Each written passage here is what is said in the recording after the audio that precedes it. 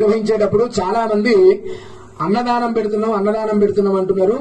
దయచేసి అన్నదానము అనేటువంటి పదాన్ని తీసివేయండి. అన్న ప్రసాదము పెడుతున్నాము అని చెప్పింది. అన్న ప్రసాదము అంటే కోటీశ్వరుడైనా గాని వచ్చి తినొచ్చు, ఎందుకంటే స్వామివారి ప్రసాదం కాబట్టి. అన్నదానము అంటే మాత్రం ఖచ్చితంగా లేని వారిని పిలిపించి మీరు భోజనం పెట్టండి, అప్పుడు సంతోషపడతారు స్వామివారు. ఏదైనా అనాథాశ్రమంలో ఉన్న పిల్లలను ఒక 100 మందిని పిలిపించి ఇక్కడ మీరు అన్నదానం చేయండి. ఆ రోజు రాయండి అన్నదానము అని, తప్పులేదు. ఒక వృద్ధాశ్రమం నుంచి ఒక 20 మంది వృద్ధులను పిలిపించి భోజనం పెట్టండి, అన్నదానం అంటే తప్పులేదు. కానీ మన కాలనీలో మనమే వండుకుంటూ మనమే తినుకుంటూ అన్నదానం అంటే మాత్రం అది వినడానికి ఎబ్బెట్టుగా ఉంటది.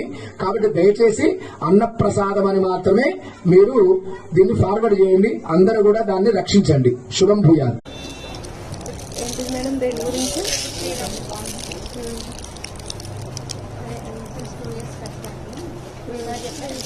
ఏం చెప్పలేదు నాకు అసలు.